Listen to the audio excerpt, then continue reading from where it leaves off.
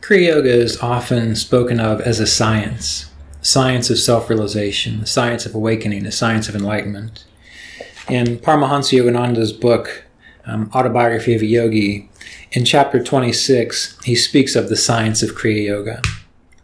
He says, the science of Kriya Yoga, mentioned so often in these pages, became widely known in modern India through the instrumentality of Lahiri Mahasaya, my guru's guru. The Sanskrit root of Kriya is Kri, to do, to act, and react. The same root is found in the word karma. The natural principle of cause and effect. Kriya Yoga is thus union, or yoga, with the infinite through certain actions or rites. A yogi who faithfully practices the technique is gradually freed from karma, or the lawful chain of cause and effect equilibriums. Now, many people think of science as a linear thing, and it is, but it can also be nonlinear.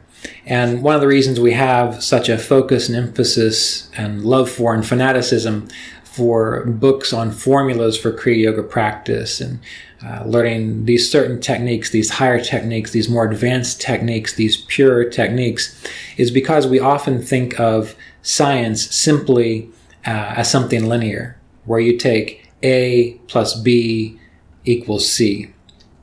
And you expect that to be applicable in all situations and all circumstances. But aside from being a science, Kriya Yoga is also an art. Everything has this kind of application in that, for example, if you're going to be a surgeon, well, you go to school, and that's well and good. That's the science of it. That's the ideal of things. We're just going to be by the book, page by page, step by step. When they get involved in the actual doing, when there's a living, breathing patient there, yes, the science is necessary. You need to understand how things function, how things generally will work. But when you're in it, when you're doing it, that's where the art comes in, because you have to adjust. You have to be adaptable to various situations and circumstances. So Kriya Yoga is an art in that same fashion, because you, me, Roy Eugene Davis, my teacher, a student of Paramahansa Yogananda, all these individuals, they have a different kind of temperament, which means that while the root and the core of the practice, the essence of it will be there, it is the same, it has to be applied appropriate to the particular temperaments. Even Ramana Maharshi, many of you may know of him, who championed vichara, or self-inquiry. Yes, that was the main emphasis that he put towards waking up, realizing what is true, self-realization. He would call that the most direct route. But when he would interact with individuals who might not be able to grasp that or understand that, he would say to them, yes, you must do japa, you must do mantra, you must practice breath awareness, pranayama, to gain access to the ability to practice vichara or direct inquiry. So yoga itself has a scientific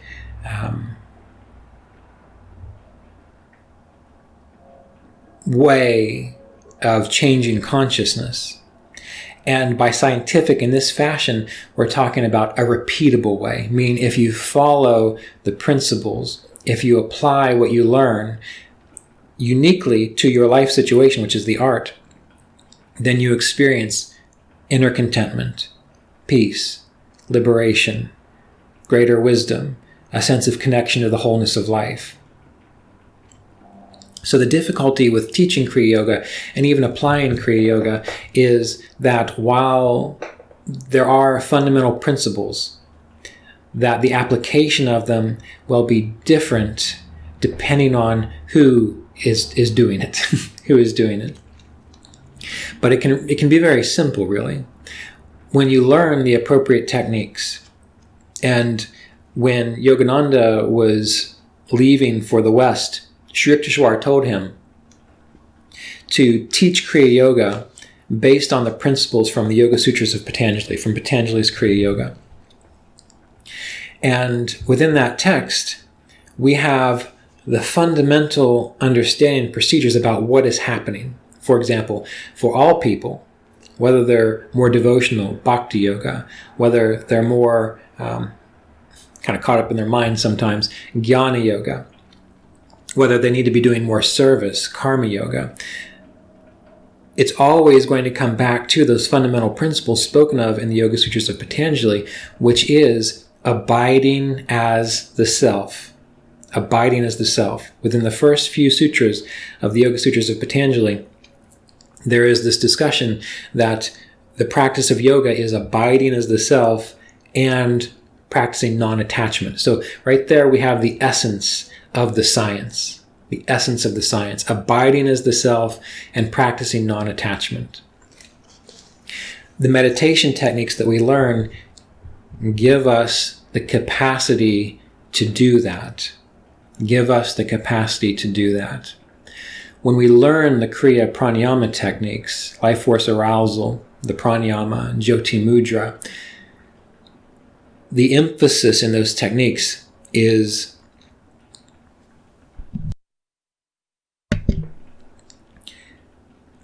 accessing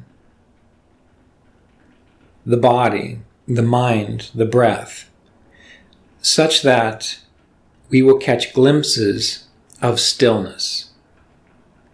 And again, in the Yoga Sutras, one of the first defining lines is yoga chitta vritti nirodha. Yoga is the ending, cessation of the fluctuations in consciousness. So by doing specific Kriya practices, we catch glimpses of what it's like to experience a shift in viewpoint such that the fluctuations within consciousness cease. That's what the meditation techniques do. But it is up to us to learn to abide there. In the same way that for many people who learn to ride a bicycle, they have to have training wheels at first, or someone behind them holding them up until they get their balance. But once they catch their balance with those training wheels or with the person holding them, they catch a sense of, oh, so this is what it's like to continue forward without help, to begin to abide in a state of balance. And in time, they have to let go of those training wheels or encourage their helper to let go of holding on so that they can get their mind-body consciousness comfortable in that state of balance as they ride.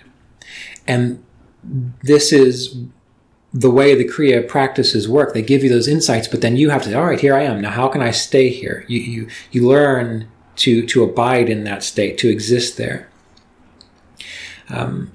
I was recently reading a book where one teacher was talking about people who put themselves in trances with meditation. And he says that's not a good thing, because you are in a sense dulling your consciousness versus being serenely aware. And so the trouble with the Kriya practices, especially individuals who fixate or are fanatical about practices, specific techniques, is that they get so good at focusing on specific techniques that they in a sense become in a trance, and it feels blissful and it feels peaceful in the same way that at night when you go to sleep and you lose identification with all of your thoughts and your problems, you feel good. But that's not the purpose. The purpose is to give you a glimpse of that serene wholeness, that inner awareness, free of content. And then you kind of work your way into abiding there. So the art is just like riding the bike. Okay, well, how do I hold my balance? How do I hold my balance in this space? And you do your best. And then once you start to get distracted again, you begin the techniques again to give you another glimpse of it. And in time, you learn to abide there. You learn to stay there. And the better you get at this, the more you do this, the freer you become. But this is just one aspect of the whole process, of the whole science. Because the way we live our lives determines what our inner states are like. They feed upon themselves in a way, where they complement each other in a way. So this is why through the Yoga Sutras of Patanjali, we have the yamas and niyamas, non-attachment, harmlessness, purity, contentment, and so on, because we learn to live our lives in that way. That way, when we're not in our intensive time of meditation, our intensive training time of meditation, what do we do then? Well, then we're interacting with individuals in the world, we're doing our work, and the way that we make our awareness whole in those other times is by the practice of the yamas and niyamas. And oftentimes they need to come first. Because when you are able to practice the yamas and niyamas, it typically means that you already have a fairly balanced, healthy, mental, emotional, psychological state, which is necessary to practice Kriya Yoga without getting caught up in fantasy or losing yourself in erroneous ideas. So this is another thing which is hard to quantify scientifically in the way we think of it as A plus B equals C. But the yamas and niyamas within the Yoga Sutras, and you can read about those in Roy Eugene Davis's book, The Science of Self-Realization, my own commentary, Kriya Yoga, Continuing the Lineage of Enlightenment. We even have a 26-hour downloadable course at kriyayogaonline.com where you can study these things. But they are ways of building a framework which is conducive and supportive of complete and total realization, whether you're meditating or whether you're interacting with the world. Even in the Bhagavad Gita, I believe it's chapter 16, there's a list of qualities which are considered to be Satwik qualities. And by the development of these Satwik qualities, fearlessness, homelessness, forthrightness, and these sorts of things, they're often considered to be moral obligations or things that many people feel guilty about if they don't do. But they're not. They are qualities and characteristics of consciousness that if you learn to apply them, to become them, to embody them, to live them, not in a way that you're forcing your small little sense of self to do it, but you're making it natural such that you are always fearless, you are always forthright, you are always equal-minded, you work on these things. That is a repeatable way of experiencing higher and clearer states of consciousness.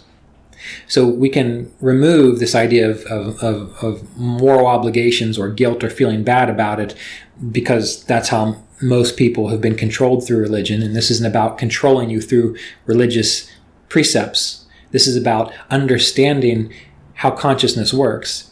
And when consciousness, you are consciousness, when consciousness naturally expresses these qualities in the yamas and niyamas, the Sattvik qualities described in the Bhagavad Gita, naturally commits to, is dedicated to meditating well, not simply mastering techniques, but allowing the tools of those techniques to give us insights into what we truly are, and then living from that insight, you will experience, as other spiritual adepts have experienced.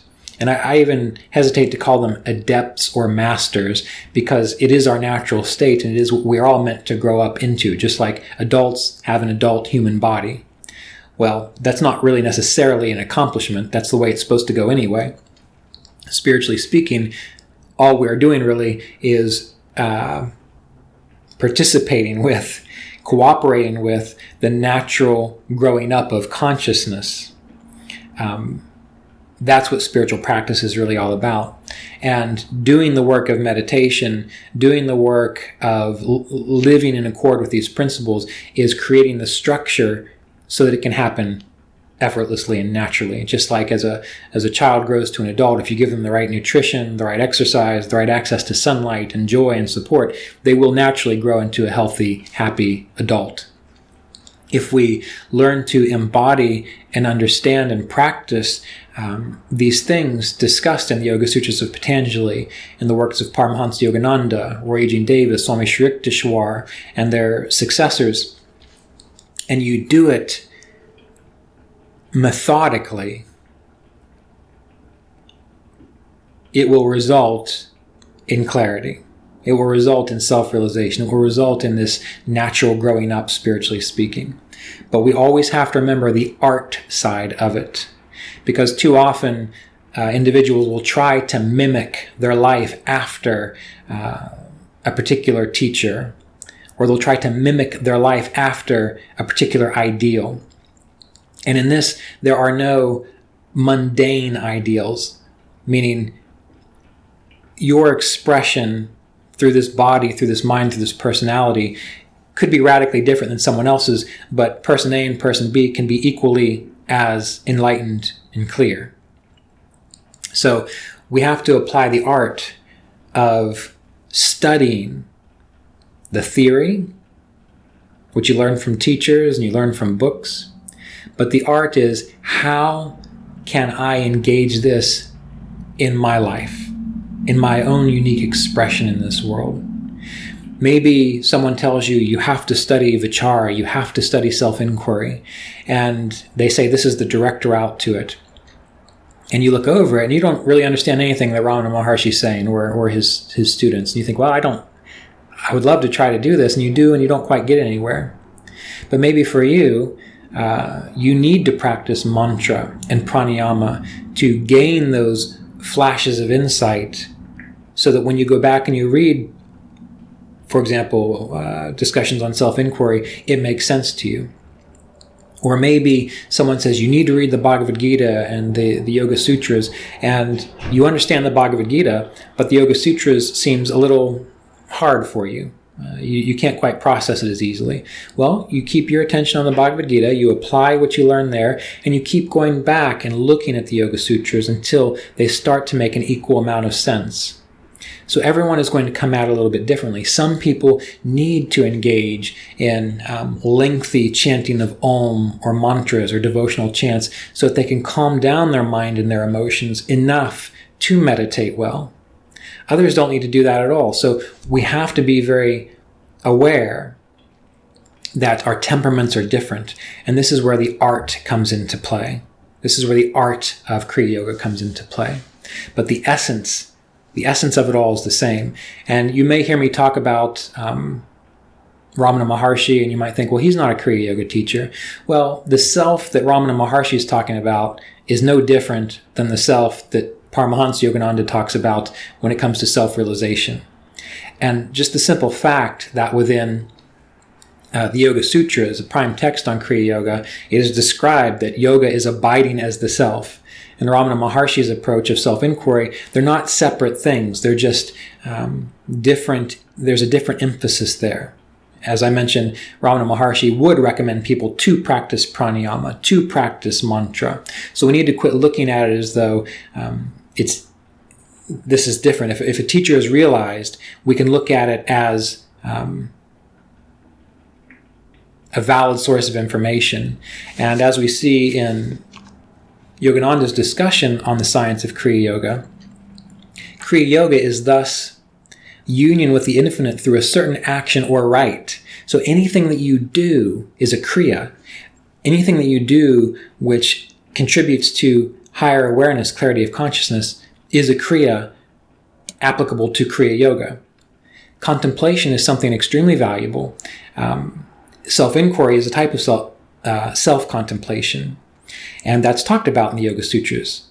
Kriya Yoga, self-study, studying the self.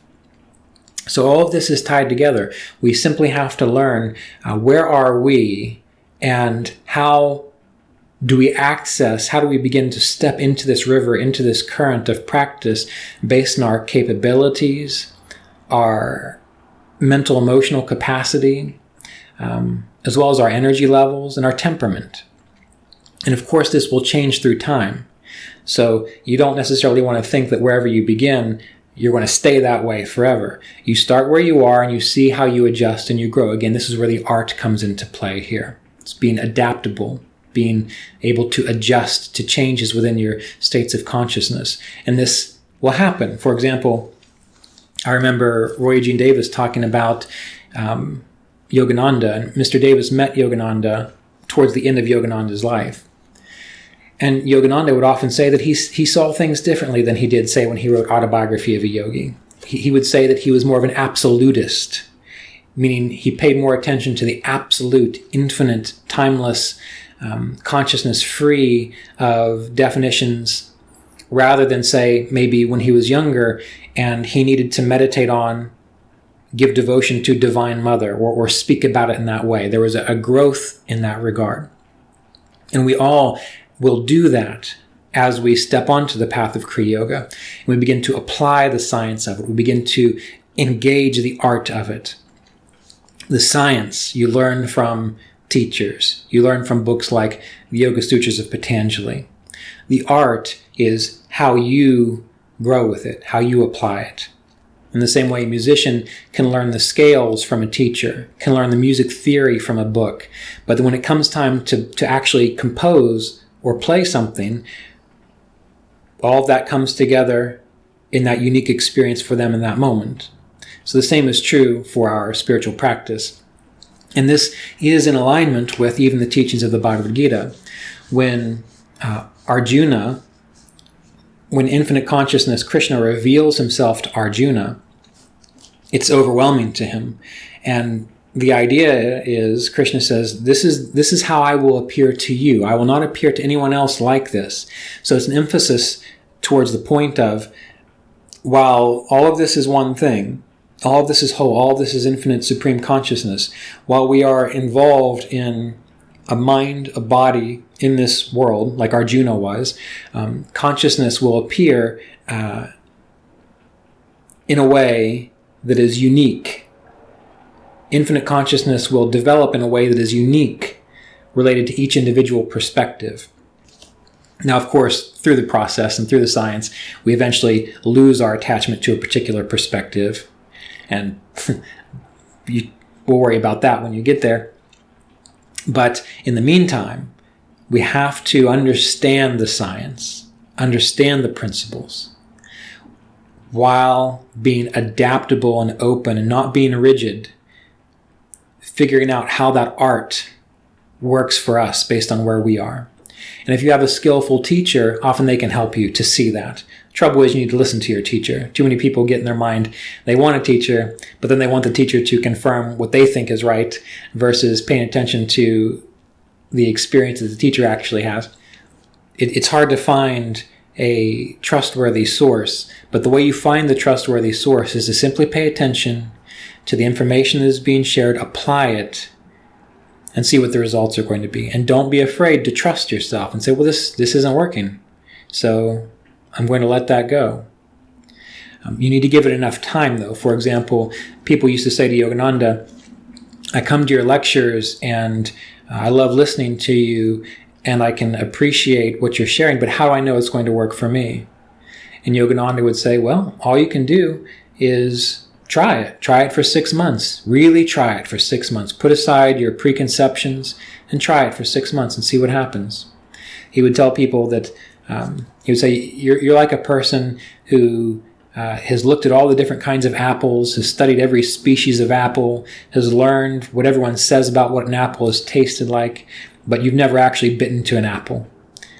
He would say, well, now it's time for you to take a bite out of God. Now try it. You've heard what people have said, now try it. But give it 6 months, give it 6 to 9 months so that you actually get beyond your little subconscious resistance and conditioning to see what the experience can be like. And always trust yourself. Always trust yourself. Spiritual teachers, they want you to be realized. They're not going to try to do anything for you other than to encourage you to higher realization. That is their role and that is their goal. So, as you explore this art and science of Kriya Yoga, please keep all these things in mind.